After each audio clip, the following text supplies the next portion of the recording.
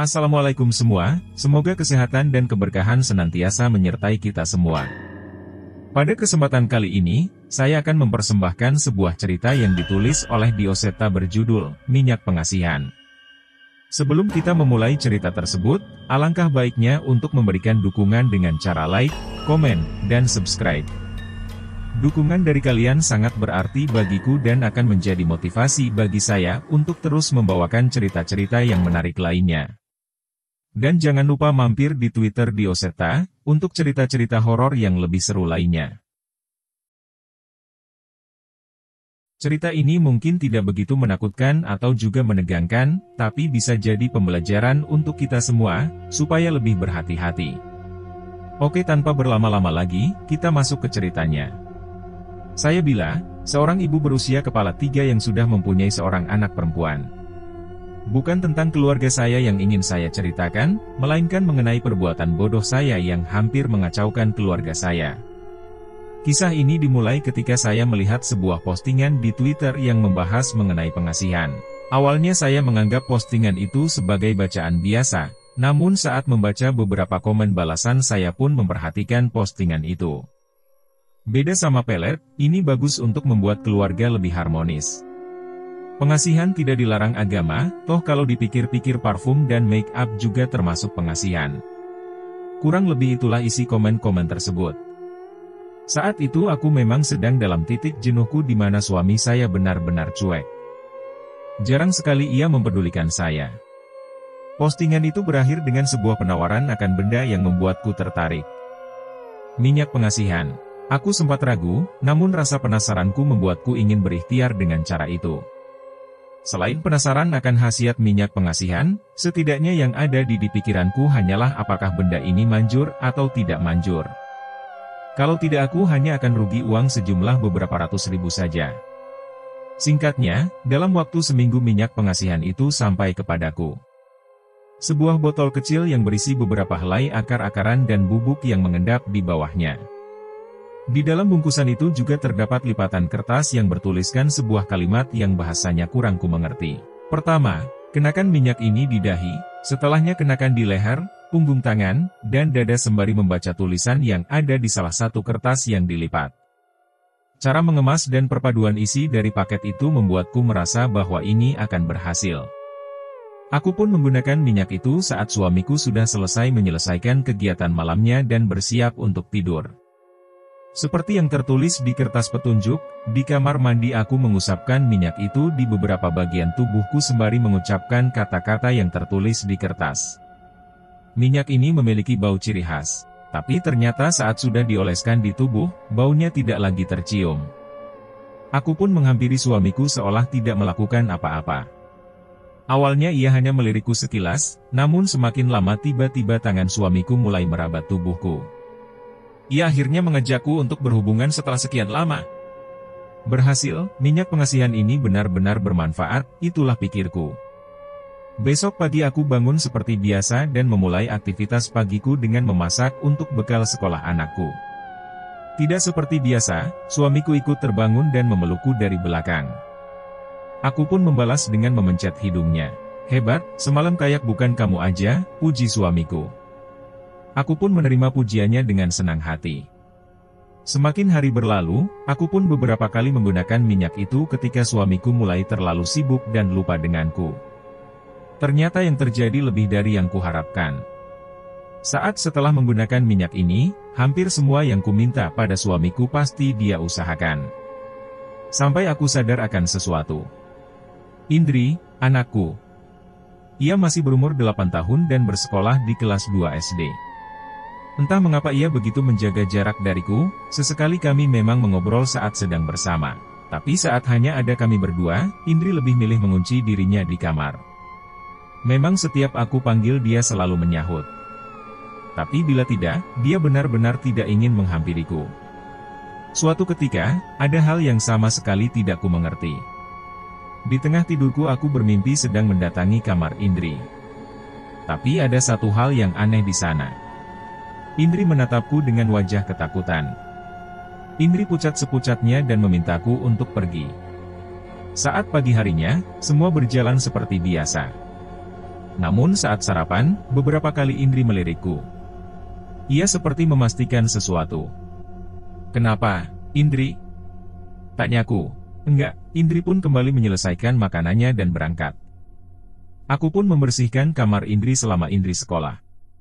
Tapi baru saja aku akan memulai, aku terhenti saat melihat sebuah benda. Benda itu adalah sebuah gunting yang selalu ada di kamarku.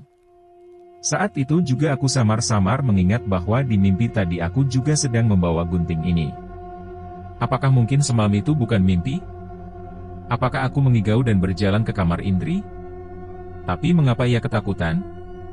Beberapa malam kemudian aku bermimpi hal yang serupa. Indri benar-benar menatapku dengan takut. Saat terbangun, aku pun segera datang ke kamar Indri dan mendapati bahwa benar ia sedang menahan pucatnya. Ia benar-benar takut dengan kedatanganku. "Kamu kenapa, Indri? Kok takut sama ibu?"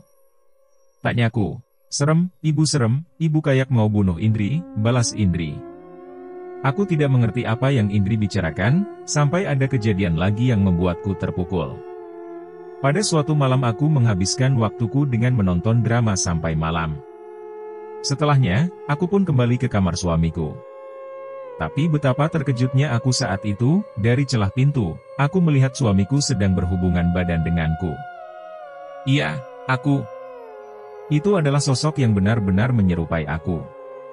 Sontak aku pun merinding ketakutan, aku sempat ingin menuduh sosok itu adalah manusia yang berdandan sepertiku, tapi tidak akan mungkin semirip itu. Tapi, rasa emosiku melebihi rasa takutku. Aku pun memberanikan diri untuk membuka pintu untuk menyadarkan bapak bahwa itu bukan aku. Tapi makhluk yang menyerupai aku itu pun menolehkan wajahnya ke arahku. Ia tersenyum dan lambat laun wajahnya berubah menjadi sosok yang mengerikan dengan wajah putih dan sangat pucat. Aku ingin berteriak, tapi suaraku tertahan sesuatu. Saat itu juga, aku tersadar dengan sosok yang memandangku dari belakang.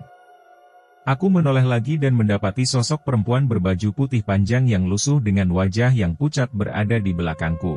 Ia berada di sana seolah menyatakan bahwa karenanyalah suaminya bisa terpuaskan dan berbuat baik padaku. Sudah jelas ini salah, aku pun masuk ke dalam kamar dan sosok itu tiba-tiba menghilang. Suamiku dalam kondisi setengah sadar. Entah ia mabuk, atau memang terhipnotis akan sesuatu. Tapi saat mengetahui kedatanganku, ia pun kaget.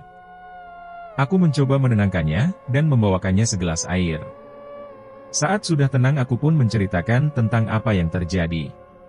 Saat itu suamiku malah menatapku dengan tatapan yang bingung dan tidak ku mengerti. Suatu pagi, tiba-tiba rumahku kedatangan beberapa orang. Salah satunya adalah Ustadz yang ku kenal, dan sisanya seperti kenalan dari Pak Ustadz. Ternyata suamikulah yang memanggil mereka ke rumah. Dan saat mengetahui tujuannya, aku pun benar-benar kaget. "Indri sering ngeliat kamu ngedatengin kamarnya malam-malam. Katanya kamu nggak ngomong tapi cuma menatap Indri sambil senyum-senyum sendiri." Indri ketakutan, jelas suamiku. Aku pun tersentak mendengar cerita itu, berarti apa yang kurasakan saat itu bukanlah mimpi? Tak hanya itu, setelah kejadian aku memergoki suamiku, ia mulai sadar bahwa ada yang aneh saat kami berhubungan. Ia merasakan ada perbedaan atas perilaku dan cara bicaraku. Penjelasan itu pun membuatku menerima permintaan mereka untuk dilakukan ruqyah padaku. Pak Ustadz dengan dibantu beberapa ulama lainnya pun membacakan doa-doa dan ayat-ayat suci padaku. Sontak kepalaku terasa seperti dipukul dengan keras. Rasa mual campur aduk dengan sakit di kepala. Mulutku meracau tanpa kuingini. Aku mengucap kata-kata tanpa kusadari. Yang sempat kuingat hanya beberapa kata. Aku diundang, dia yang meminta, kami menikmatinya. Suara itu bukanlah suaraku, namun suara itu semakin tersiksa bersama rasa sakit yang kurasakan. Puncaknya aku semakin tidak tahan dan memuntahkan cairan dari mulutku. Seketika semua rasa sakit di tubuhku hilang, hanya saja tubuhku menjadi begitu lemas. Pak Ustadz membawakanku segelas air yang telah ia bacakan doa. Aku pun meminumnya dan mendapatkan kembali sedikit kesadaranku. "Apa itu tadi?" tanyaku bingung. Suamiku terus merangkulku sembari mengelus-ngelus punggungku untuk menenangkanku. "Maaf Ibu Bila, Apa ibu pernah menggunakan benda-benda yang memanggil jin atau sejenisnya? Tanya Pak Ustadz. Aku pun mencoba mengingat, dan satu-satunya yang mencurigakan adalah minyak pengasihan yang beberapa kali aku pakai itu. Astagfirullahaladzim, ucap Pak Ustadz yang segera beristighfar saat aku menunjukkan botol berisi cairan itu. Ini musyrik ibu, ini benda haram, jelas Pak Ustadz.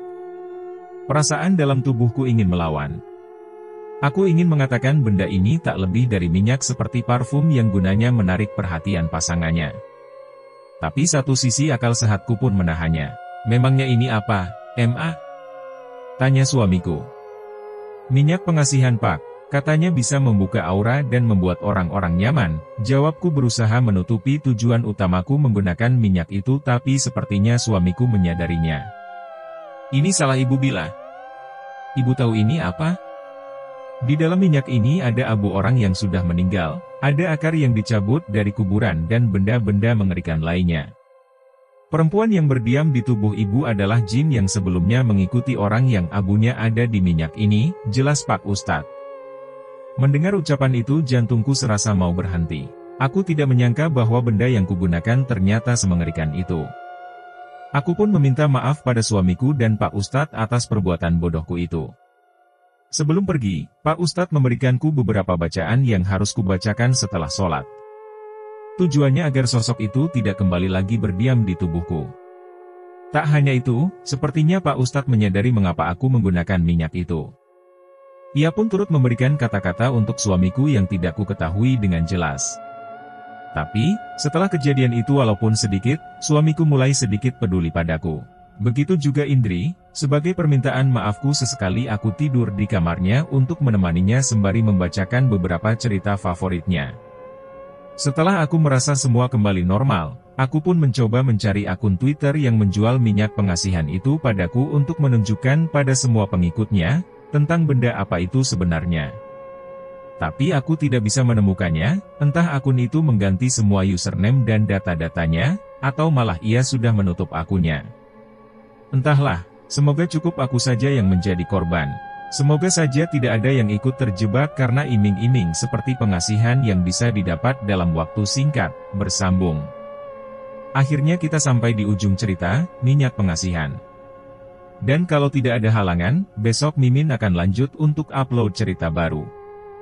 Jangan lupa untuk like dan bagikan cerita ini kepada teman-teman dan saudara kalian, supaya channel ini terus berkembang.